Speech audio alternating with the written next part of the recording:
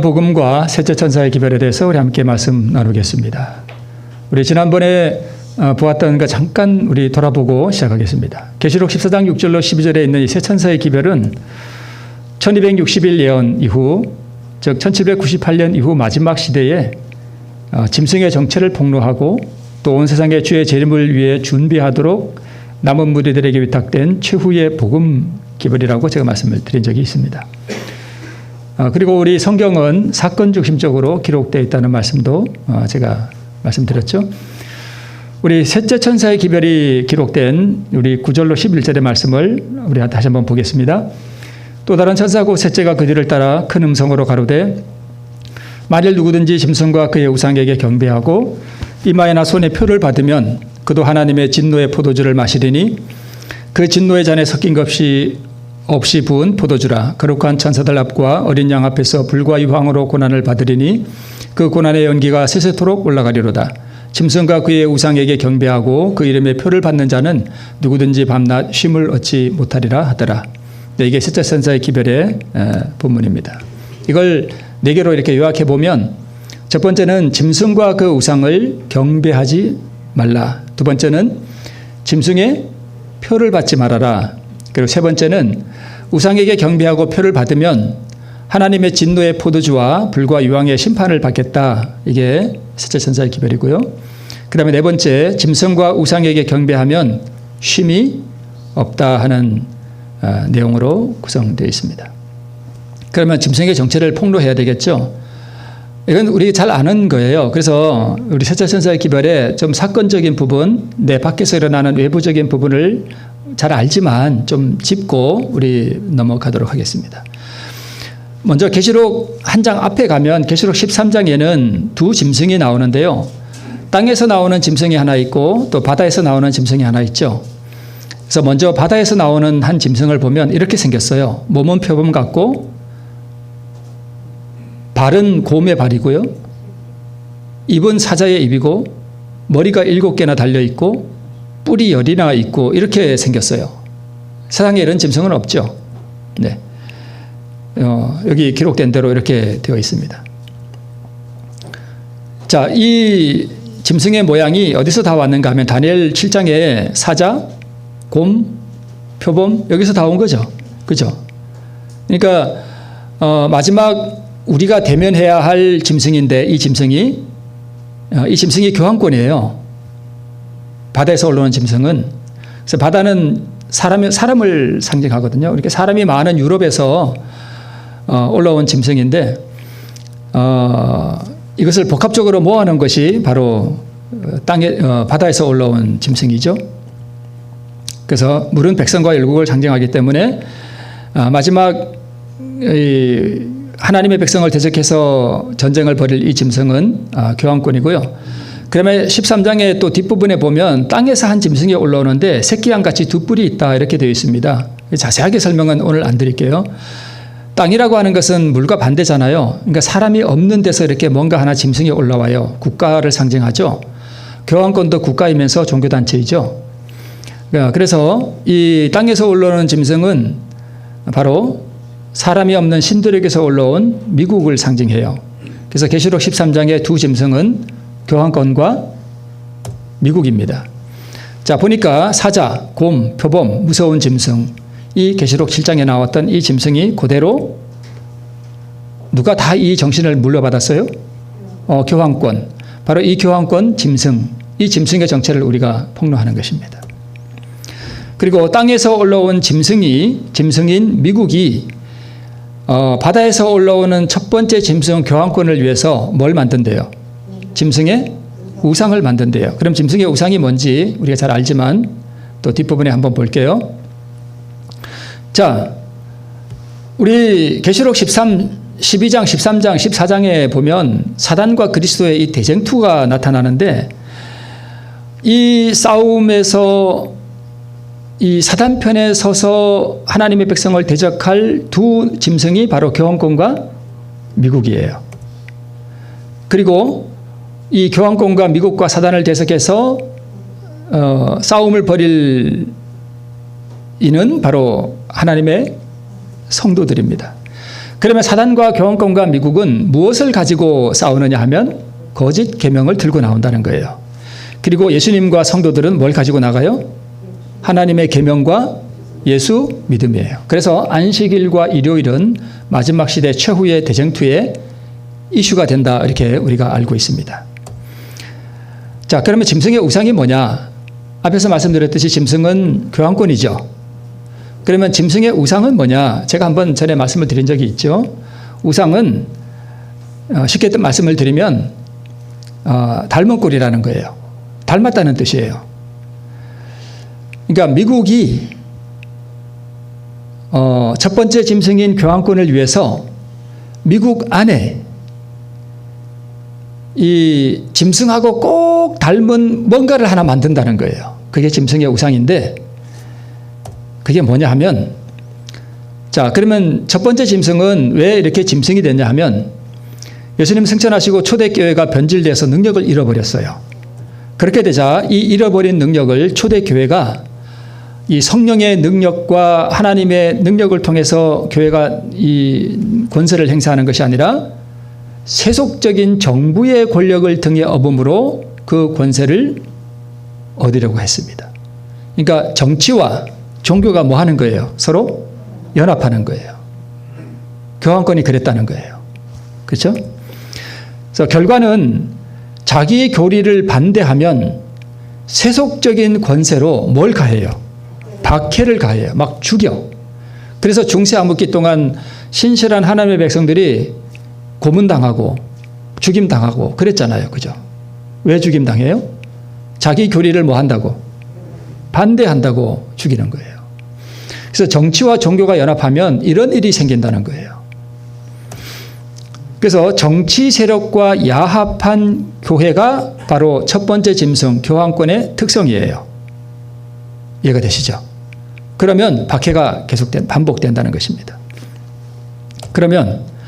그러므로 짐승의 우상은 자기의 교리를 강요하기 위하여 국권의 도움을 구함으로 생겨날 배교한 개신교도들의 단체를 나타낸다, 이렇게 말씀하고 있습니다. 각시대 대쟁투에.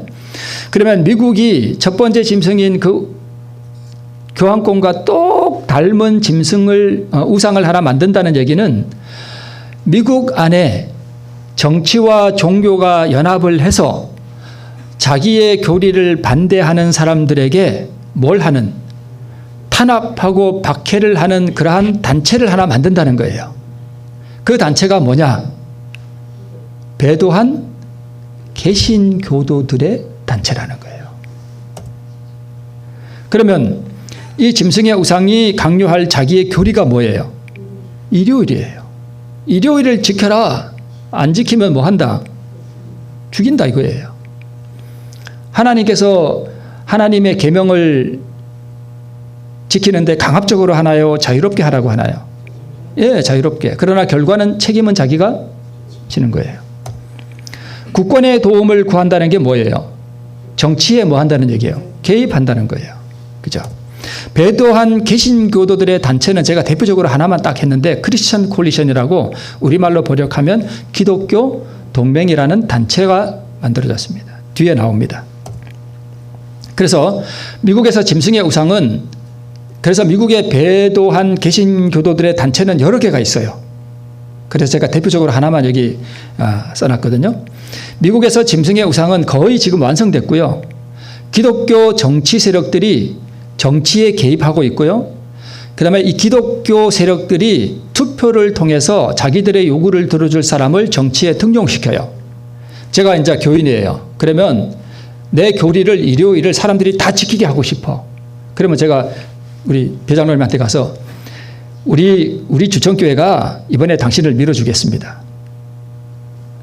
그 대신에 당신이 예를 들어서 대통령이 되면 뭐 좀 해주십시오. 일요일을 법으로 좀 만들어주세요. 국가법으로.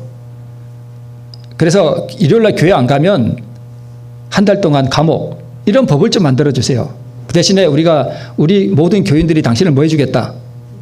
밀어주겠다. 투표 찍어주겠다. 이거예요. 교회가 그렇게 하면 돼요? 안 돼요? 안 된다는 거예요. 근데 그렇게 한다. 그런 단체를 만든다는 거예요. 누구랑 똑 닮았어요? 첫 번째 짐승은 교환권과 그래서 꼭 닮았다는 거예요. 그게 짐승의 우상이에요. 그래서 기독교 동맹들의 요구는 딱 하나예요. 일요일을 뭐 해달라?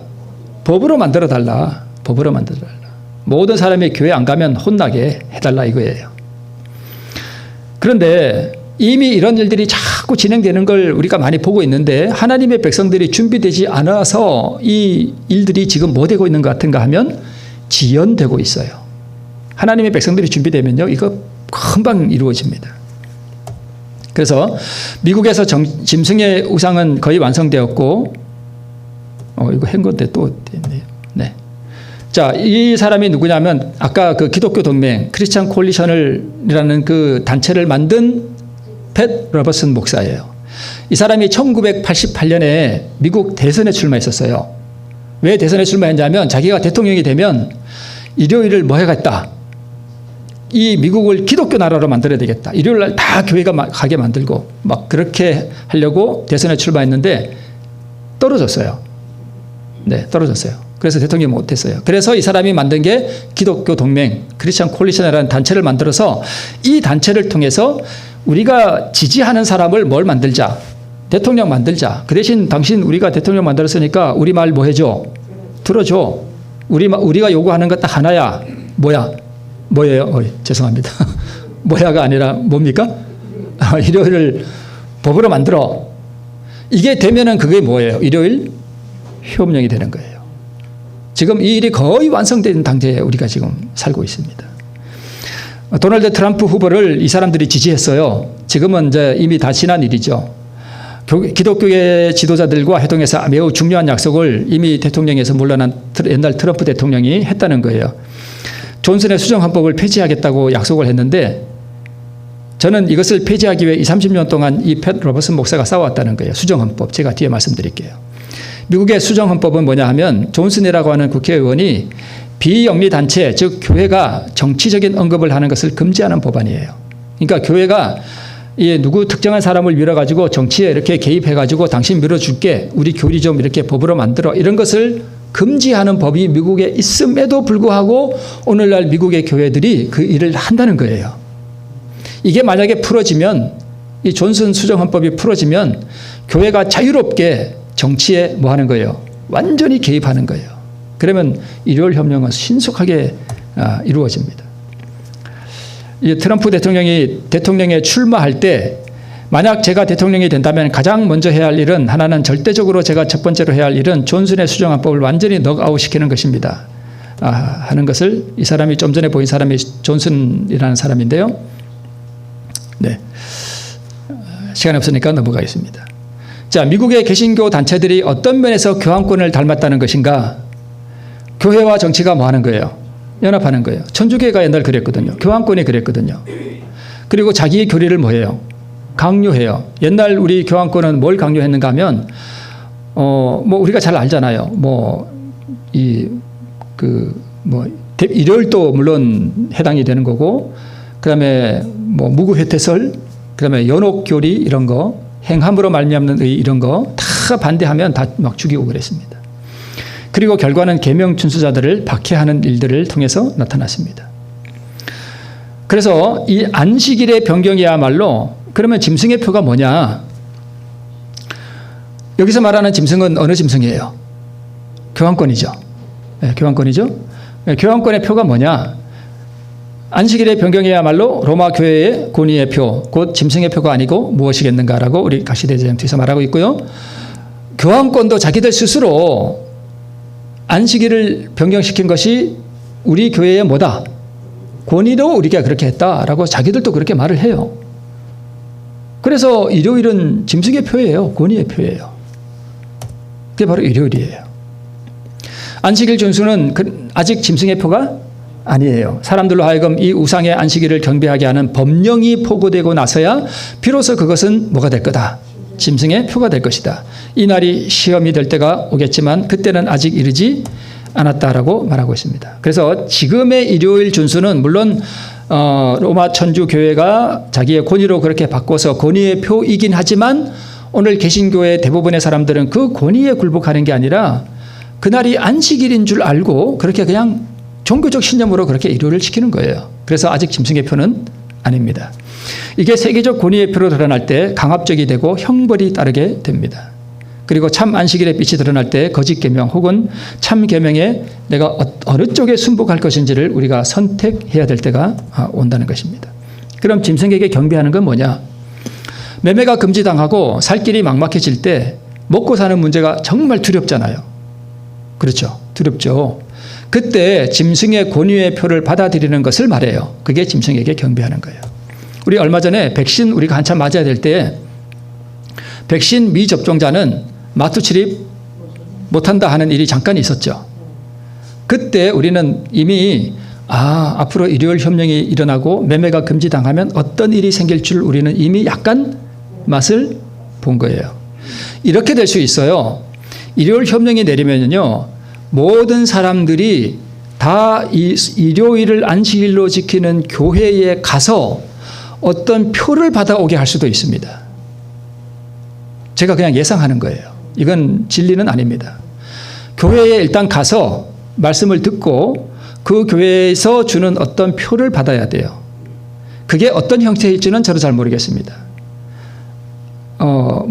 핸드폰에 이렇게 깔는 앱일 수도 있고요. 실제로 받는 어떤 표일 수도 있고, 그걸 받아야만 어디 갈 수 있다? 마트에 갈 수 있는 거예요. 그리고 인터넷으로 그런 앱을 받아야만 인터넷으로 물건을 살 수도 있어요. 그게 없으면 인터넷으로도 물건을 못 사고 마트에도 못 가요. 그럼 어디서 먹을 거 살 거예요?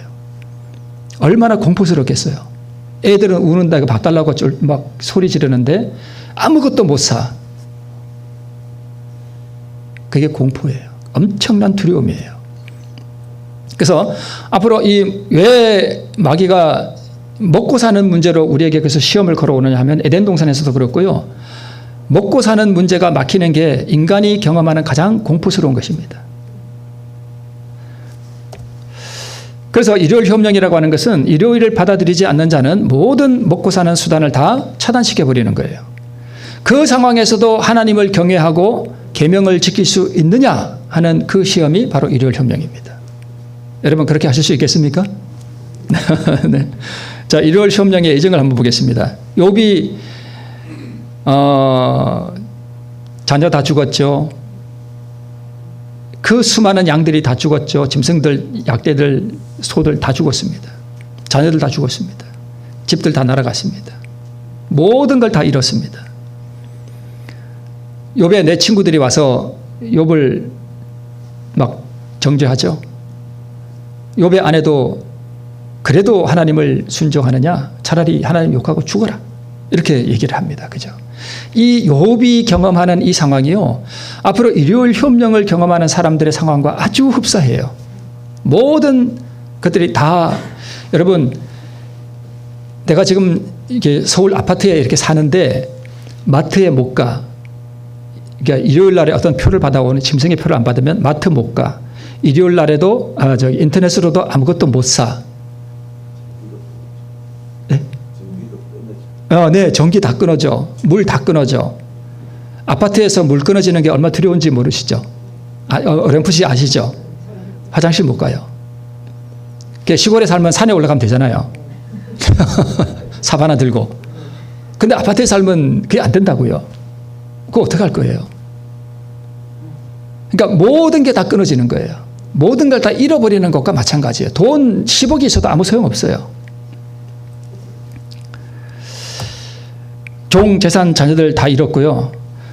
그래도 하나님을 순전을 굳게 지키느냐? 하나님을 욕하고 죽어라. 그런데도 욥이 범죄하지 않았습니다. 자, 지금까지 제가 말씀을 드린 거는 내 밖에서 일어나는 사건적인 것들을 말씀드린 거고요.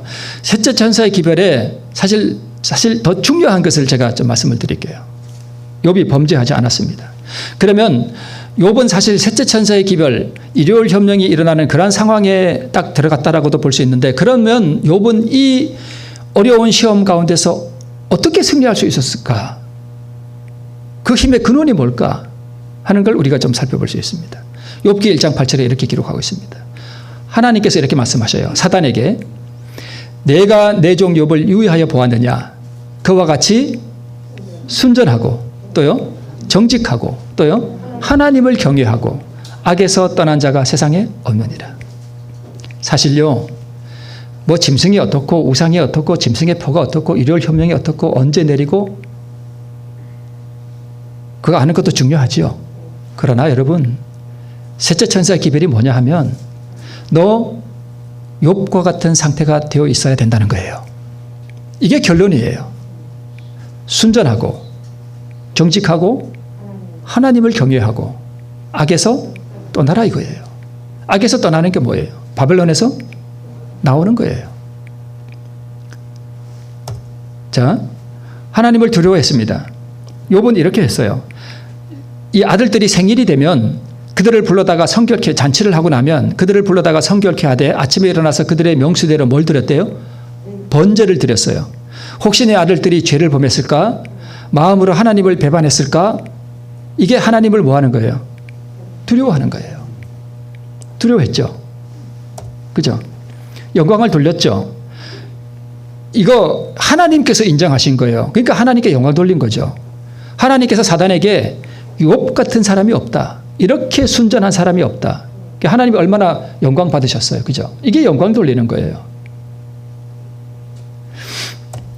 그 다음에 같은 말이지만 욥은 뭘 경외했대요? 누구를 경외했대요? 하나님을 경외했대요. 이게 하늘과 땅과 바다와 물들의 근원을 만드신 이를 경배하는 거예요. 그러니까 욥은 이 하나님의 인정과 욥기 1장 1절에 보면 욥은 첫째 천사의 기별과 둘째 천사의 기별을 온전하게 뭐한 사람이에요? 경험한 사람이에요. 그 삶 가운데 살아가는 사람이에요. 알 수 있잖아요. 그죠? 바벨론에서 탈출한 사람이죠. 나온 사람, 바벨론에 살지 않는 사람이죠. 정말 순전하고 정직한 사람이죠. 하나님을 온전하게 경외하는 사람이죠. 거룩한 사람이죠. 이게 첫째와 둘째 천사의 기별을 통해서 우리가 경험하고 살아가야 할 우리의 모습이에요.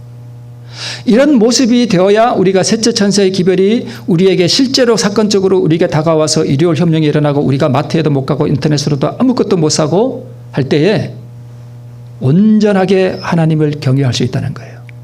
그런 사람을 하나님께서 굶어 죽도록 내버려 둘까요? 그래서 셋째 천사의 기별이 뭐냐? 인간의 극한 상황에서도 피조물이 과연 하나님의 계명을 순종할 수 있느냐 하는 시험이에요. 마트에 못 가고 아무것도 못 사고 전기도 끊어지고 물도 없어지고 다 없어져요.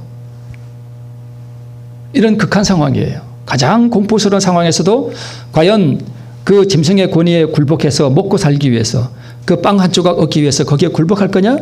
아니면 죽더라도 하나님을 경외하며 하나님을 떠나지 아니할 것이냐 하는 이 극한 시험이 우리에게 다가온다는 것입니다. 이게 셋째 천사의 기별입니다. 그래서 피조물은 하나님의 율법을 지킬 수 없다 라고 한 사단의 주장을 옹호할 거냐 아니면 반증할 거냐. 하나님의 율법은 공의롭고 순종할 수 있다라고 하는 하나님의 말씀을 옹호할 거냐 하는 그 시험을 우리가 경험하게 되는 것입니다.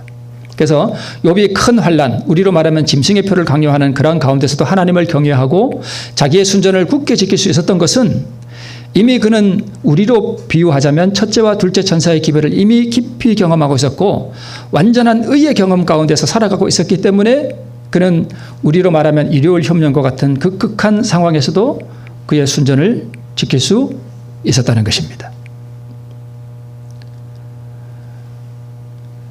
수능일이 언젠지 아는 게 중요해요? 공부를 열심히 하는 게 중요해요? 공부를 열심히 하는 게 중요하죠. 물론 수능일을 알아야 그날 시험 치지. 그 다음 날 가면 큰일 나잖아요. 그죠? 수능 날을 아는 것도 중요하지만 더 중요한 것은 머릿속에 시험을 칠 수 있도록 지식을 많이 집어넣어 놓는 게 중요한 거잖아요. 그죠? 그래서 하나님을 욕하고 죽으라는 욥의 아내의 말은 사단이 그의 아내에게 넣어준 말이에요. 이 아내의 말은 짐승의 표를 받으라는 말과 같아요. 제가 가만히 생각해 보니까 왜냐하면 하나님을 욕하고 죽는 것은 짐승의 표 받으면 어떻게 돼요? 불과 유황으로 죽잖아요. 그러니까 지금 짐승의 표 받는 거죠. 욕하는 게. 그리고 하나님을 욕한다는 얘기는 짐승의 권위에 다 이 사단이 욥에게 시험을 가져다 줬잖아요. 그러니까 그 사단의 권위에 뭐 하는 거예요? 굴복하는 거예요. 그게 경배하는 거예요. 그죠? 하나님을 욕하는 게 곧 사단에게 경배하는 거잖아요. 그죠? 그래서 시련을 가져온 짐승의 권세에 굴복하는 것이기 때문에 그렇습니다. 그래서 짐승의 우상에게 경배하고 짐승의 표를 받는 것은 짐승 곧 교황권 곧 사단의 마음을 받는 걸 의미해요. 왜냐하면 사단이 자기의 보좌와 능력과 큰 권세를 짐승에게 주었기 때문에 계시록 13장 2절에 그렇게 나오죠. 여기서 말하는 용은 마귀예요. 사단이에요. 사단이 자기의 능력과 보좌와 큰 권세를 누구에게 준 거예요? 교황권에게 준 거예요.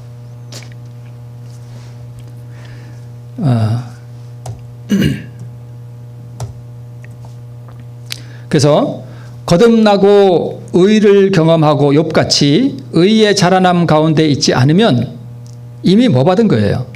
짐승의 표 받은 거예요. 짐승의 표를 앞으로 미래에 장차 받으라고 권하는 어떤 걸로 이해하면 준비가 안 돼요. 짐승의 표는 어디에 있는 거예요? 내 안에 있어요. 짐승이 어디 있어요? 내 안에 있는 거예요. 그래서 제가 짐승의 정체를 폭로하고 하는 걸 잠깐 제가 말씀을 드렸지만 짐승이 내 안에 있다는 걸 모르면 준비를 할 수가 없어요. 자, 여러분 보세요.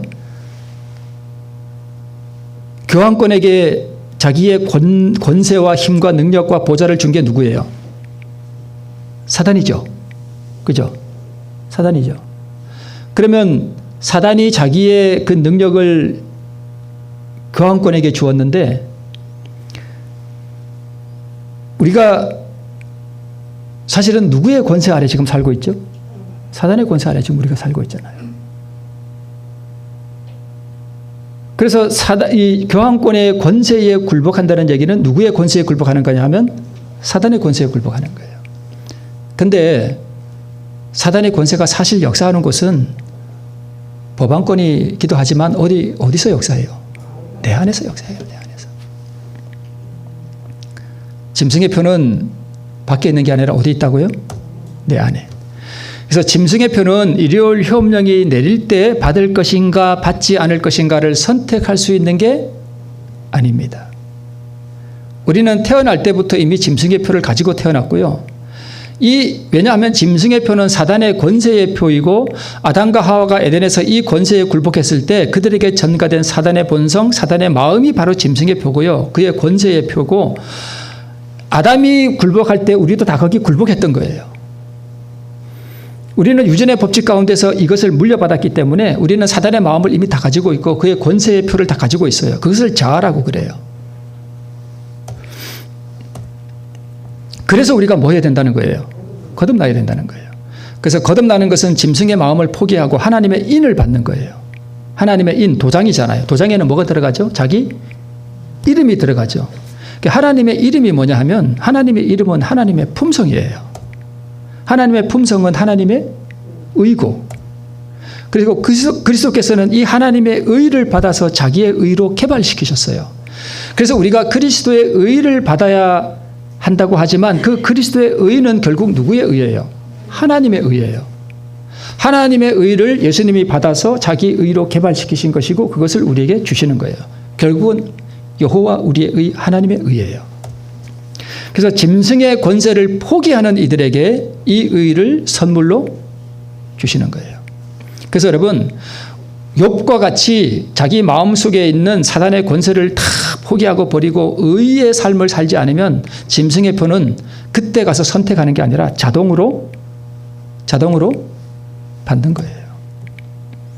시골 생활이 꼭 필요하죠.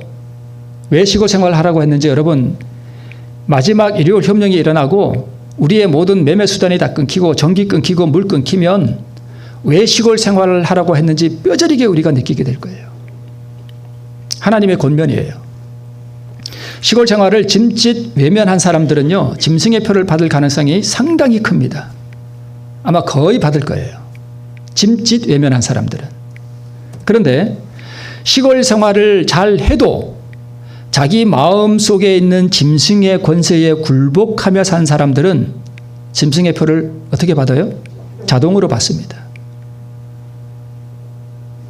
그리고 시골 생활이 현실적으로 불가능한 분들이 있어요. 그렇죠? 어떤 분이 저한테 전화를 해서 자기 사정을 얘기하는데 정말 시골 생활이 어렵겠더라고요. 불가능해. 시골 생활이 현실적으로 불가능하지만 자기 마음속에 있는 짐승의 권세를 이긴 사람들은 짐승의 표를 받지 않습니다. 그런 사람들은 하나님께서 필요를 공급해 주셔요.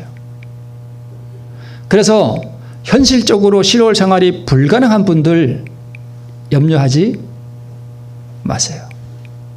중요한 것은 시골 가는 것도 중요하지만 뭘 극복하는 게 중요한가 하면 내 마음속에 있는 이 짐승의 권세를 포기하고 욥과 같은 삶을 지금 준비하는 것이 훨씬 더 중요한 것입니다.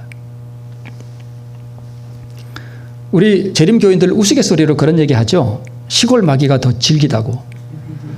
그러니까 시골 생활은 하는데 꼬장하고 이렇게 상종을 못할 그런 분들이 있나 봐요. 그러니까 그런 얘기들이 나오겠죠. 그죠? 그러니까 시골 생활을 또 하되 그 꼬장꼬장한 그 시골 마귀, 그래서 시골 마귀라 부르나 봐요. 내 마음에 있는 그 마귀를 뭐 해야 돼요? 쫓아내야 돼요. 그게 더 중요하다는 얘기예요. 그래서 제가 오늘 말씀드리는 것은 셋째 천사의 기별 짐승이 어떻고 일요일 협령이 언제 일어나고 우리 재림교인들 일요일 협령, 설교 제목에 일요일 협령 하면 다 많이 봐요. 그죠? 일요일 협령 그러면 이렇게 봐. 근데 그게 중요한 게 사실은 아니에요. 자, 여호와의 이름을 반포하실세 모세를 하나님께서 시내산에 숨기시고 그 앞으로 지나가시면서 여호와의 이름을 반포하셨는데 그 이름이 뭐냐? 자비롭고 은혜롭고 노하기를 더디하고 인자와 진실이 많은 하나님이로라. 이게 하나님의 성품이에요. 그래서 그분의 이름이 곧 그분의 성품인 거예요. 자, 그러므로 하나님의 인, 즉 하나님의 이름은 하나님의 품성이고 하나님의 품성은 그리스도의 의로 나타나고 왜냐하면 의는 사랑이고 하나님의 속성이기 때문에 그러므로 그리스도 우리의 의를 경험하는 참 성도들만이 짐승의 이름과 그의 수를 이기고 벗어날 수 있습니다. 이거 한번 봤던 건데요. 겟세마네 기도에서 기도하시던 거, 잠든 제자들, 폭도들이 다가오고 제자들이 흩어지고 법정에 예수님이 끌려가시고 그 다음에 십자가에 못 박히시고 하는 이 사건들이 마지막 사건들과 아주 연결된다 그랬죠. 겟세마네 동산에 기도하시는 예수님은 지금 주성소에서 우리를 위해 중보하시는 그리스도, 잠든 제자들은 오늘날 잠자는 우리 교회의 모습, 폭도들이 다가오는 것은요, 이게 일요일 협령이에요. 흩어지는 제자는 교회가 해산돼요. 여러분, 앞으로 조만간에 우리가 이렇게 해서 모여서 예배를 드릴 수 있는 날이 길지 않습니다. 그때는 우리 신앙이 홀로서기를 해야 돼요. 나 혼자 신앙할 수 있어야 돼요. 내가 혼자 산 속에서도 하나님을 경배하고 할 수 있는 그런 신앙 자세가 우리가 지금 준비되지 않으면 안 됩니다. 법정에서 우리가 믿음을 증거해야 할 수 있습니다. 그리고 십자가는 결국 사형령이에요. 일요일 협령이 처음에는 미국에서부터 일어나죠. 국가적인 일요일 협령이 일어나고 이게 점차 발전되면서 세계적인 일요일 협령이 되고 점차 가해지는 박해 정도가 심해져요. 처음에는 권고, 그 다음에는 뭐 벌금 얼마, 그 다음에는 구류 뭐 한 달, 그 다음에는 뭐 옥에서 1년, 그 다음에 나중에 가면 사형까지 이렇게 점진적으로 발전하게 되는데 그 기간은 길지 않습니다. 폭도들이 다가올 때 유다가 함께 했죠. 일요일 협령이 일어날 때 배도한 재림교인들이 거기에 함께 합니다. 그래서 유다는 일요일 협령이 선포될 때 짐승의 표를 받을 사람들을 상징하는 것이에요. 왜 그런가 하면 보세요. 12 중에 하나인 가룟인이라 부르는 유다에게 누가 들어갔대요? 사단이 들어갔대요. 여러분, 이게 짐승이에요. 그런가요? 네, 이게 짐승이에요. 왜요? 사단이 자기의 보좌와 권세와 능력을 교황권에게 주었죠. 그죠? 사단이 교황권에게 들어간 거죠. 그게 짐승의 표가 나타나는 길이잖아요. 그러면 유다에게 사단이 들어갔어요. 그리고 요한복음 13장 2절에 보니까 유다의 마음에 예수를 팔려는 뭘 넣었대요? 생각을 넣어줬대요. 이게 짐승이에요. 이게 짐승의 표예요. 그러니까 우리가 일요일 협령이 언제 일어나나 한데 그런데 관심을 갖는 것도 좋은데, 그리고 언제 무슨 징조가 막 일어난다 그러면 관심을 갖는 것도 좋아요. 좋은데 내 안에 사단이 들어앉아 있으면 어떻게 되겠어요? 유다의 마음에 사단이 자기 마음을 넣어줬고요. 이것이 사단의 마음이고 이게 짐승의 표예요. 권세의 표예요. 사단이 유다의 마음을 완전히 점령해버렸습니다. 왜 이렇게 됐냐면 유다는 한 번도 그리스도의 말씀 앞에 자신을 쳐서 자기를 굴복시켜 본 경험이 없어요. 하늘의 능력을 경험해 본 적도 없고, 그래서 그리스도 우리의 의가 뭔지 유다는 전혀 몰랐어요. 처음부터 유다는 짐승의 마음을 가지고 있었고, 종말에 가서 짐승의 표, 짐승의 마음을 받는 것은 당연한 뭐였다? 결과일 뿐이었다. 이거예요. 그러니까 우리도 지금 유다와 같은 삶을 살고 있다면, 예수와 함께 다니고 예수님과 함께 전도 활동도 하고 예수님과 함께 무슨 신앙생활도 하는 것 같고 예수님 쫓아다니는 것 같은데, 유다의 마음속에는 예수님의 마음이 아니라 사단의 마음이 가득해 있었어요. 그게 짐승의 표예요. 자동으로 받잖아요. 최후의 그 선택을 바꾸기는 거의 불가능해요. 빛을 받지 못한 사람들에게는 희망이 있으나 빛 가운데서 굴복되지 않은 사람들은 나중에 짐승의 표를 거절하는 것이 불가능합니다. 짐승의 표를 받을 사람들이 어떤 사람들인가 하면 이렇게 주장하는 분들이 있어요. 지금은 내가 죄에서 승리하지 못하지만 늦은비 때의 특별한 은혜로 그때는 내가 죄에서 완전하게 된다고 믿는 이들은 짐승의 표를 받을 가능성이 많습니다. 왜 그럴까요? 자동으로 이렇게 되거든요. 지금 죄에서 승리하지 못하는데 늦은 비가 그 사람에게 내리겠어요? 늦은 비는 능력을 주기 위해서 내리는 거고 품성을 고정시키는데, 죄에서 승리하지 못하는 품성 가지고 그 품성을 고정시켜버리면 하늘 가겠어요? 지옥 가겠어요? 지옥 가는 거예요. 그래서 지금은 죄에서 승리하지 못하지만 나중에 무슨 특별한 은혜가 내려서 이렇게 내가 아주 탁 변화된 그런 일은 없습니다. 이런 사람들은 짐승의 표를 받을 가능성이 많고 이미 짐승의 표를 받고 있는 것이에요. 늦은 비는 죄에서 승리하도록 하는 은혜가 아니고요. 죄에서 승리하도록 하는 은혜는 이른 비예요. 성화도 이른 비의 은혜고요. 늦은 비는 죄에서 승리한 생애를 산 사람들의 의와 품성과 사랑을 고정시키고 곡식, 즉 그리스도의 의를 완전히 잊게 하는 은혜가 늦은 비예요. 지금 죄를 드리고 승리하지 못하는 사람, 지금 그리스도의 의를 경험하지 못하고 있는 사람, 지금 날마다 순간마다 자기가 굴복되는 경험 가운데서 회개가 점점 깊어지는 그 성화의 경험 가운데서 자라지 못하는 사람, 그리스도의 의가 나를 통해 계명을 지키는 경험으로 드러나지 않는 사람, 이런 사람들은 짐승의 표를 이미 받은 것입니다. 이 짐승의 표 빨리 버려야 되겠죠. 계명을 지키는 게 뭐냐 하는 건 제가 다른 시간에 우리 셋째 천사의 기별과 연관해서 다시 한번 말씀을 드리겠습니다. 그리스도 시대의 사람들의 마음의 가장 큰 기만은 진리에 동의만 하면 의가 성립된다는 생각이었다. 모든 사람의 경험으로 보아 진리에 대한 이론적인 지식은 영혼을 구원하기에는 뭐하다? 부족해요. 안식일이 옳고 영혼 불멸이 잘못됐고 뭐 그런 진리에 동의한다고 우리가 구원받는 것은 아니에요. 그런다고 해서 우리가 의가 성립되는 것은 아닙니다. 그래서 사람들은 진리를 믿는다고 공언할 수는 있을 것이지만, 그러나 그것이 저희를 진실하고 친절하고 참고 관용하고 거룩한 마음을 갖도록 하지 못한다면 그러한 신앙을 소유한 자들에게 그것은 저주가 된다, 이렇게 말씀하고 있습니다. 그러면 우리로 하여금 진실하고 친절하고 참고 관용하고 거룩한 마음을 갖도록 하는 게 뭘까요? 그리스도 우리의 의예요. 네. 여러분, 짐승을 교환권이라고 해석해야 되죠? 짐승의 표는 일요일이죠. 짐승의 우상은 말씀드린 대로 배도한 개신교도들의 단체죠. 그렇죠? 네, 맞아요. 그러나 이것들은 다 내 안에 있는 것들이에요. 사단의 마음이에요. 뭐 하지 않는다면, 그리스도께서 내 마음에 거하지 않는다면 이게 다 내 안에 있는 것들이에요. 이걸 포기해야 돼요. 이걸 버려야 돼요. 그래서 아나니아와 삽비라가 이제 자기 땅을 팔아가지고 교회에 헌금을 하는데 자기 영광 때문에 이 일을 했어요. 교회에 칭찬받으려고. 그래서 땅값 얼마를 감춘 다음에 조금만 냈어요. 베드로가 그 아나니아를 향해서 뭐라고 말했냐면 내 마음에 뭐가 가득하다? 사단이 가득하다 그랬어요. 이게 짐승의 표예요. 그렇죠? 네, 이게 짐승의 표예요. 어찌하여 이 일을 내 마음에 두었느냐? 사단이 자기 마음을 점령하도록 놔두었다는 거예요. 이게 짐승의 표예요. 그러니까 짐승의 표는 앞으로 일요일 협령이 내릴 때 그때 내가 받느냐 받지 않느냐 선택하는 게 아니에요. 지금 결정되는 거예요. 지금 내 안에 사단이 있으면 그때는 자동으로 받는 거예요. 시골에 있든 무슨 섬에 가서 혼자 살든 아무 상관없이 받는 거예요. 짐승의 표는 교환권의 권위의 표고요.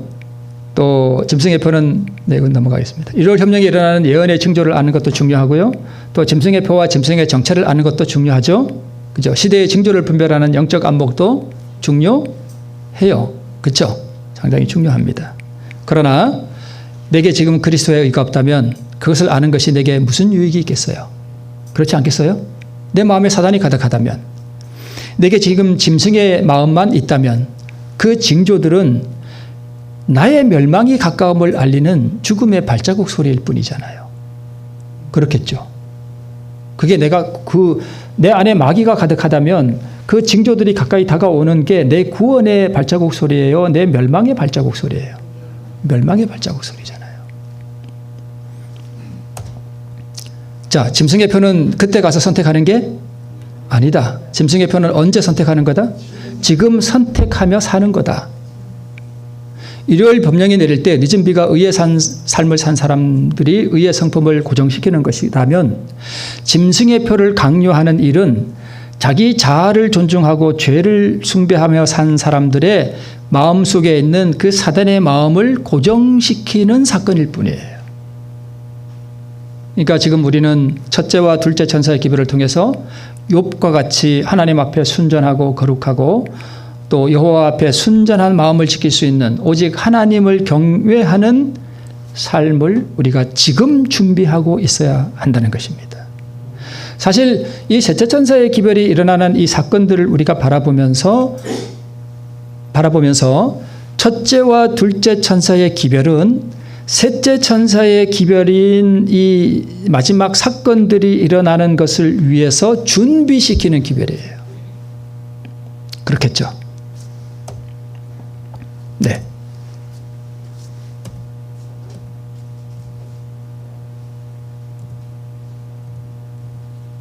네, 이게 마지막 것이었습니다. 자, 그렇다면 우리 유다, 그 다음에 욥, 그 다음에 아나니아와 삽비라 이런 사람들의 우리가 경험을 통해서 우리가 다시 한번 살펴보는 바로 중요한 것은 말씀드린 대로 짐승의 표는 언제 받는 거다? 지금 받는 거다. 지금 하나님의 인을 받는 사람들도 지금 준비되고 있고 짐승의 표를 받는 사람들도 지금 준비되고 있고 그게 그때 가서 내가 자유롭게 선택할 수 있는 게 절대 아니라고 하는 것을 우리가 다시 한번 기억하시고 오늘 욥과 같이 순전하고 오직 하나님을 경외하며 자기 안에 있는 그 짐승의 우상, 그 권세, 내 안에 있는 마귀의 본성 이걸 끊임없이 주님 앞에 드리고 하나님 앞에 순전함으로 준비되는 우리 모든 성도님 되시기를 바라면서 말씀을 마치겠습니다.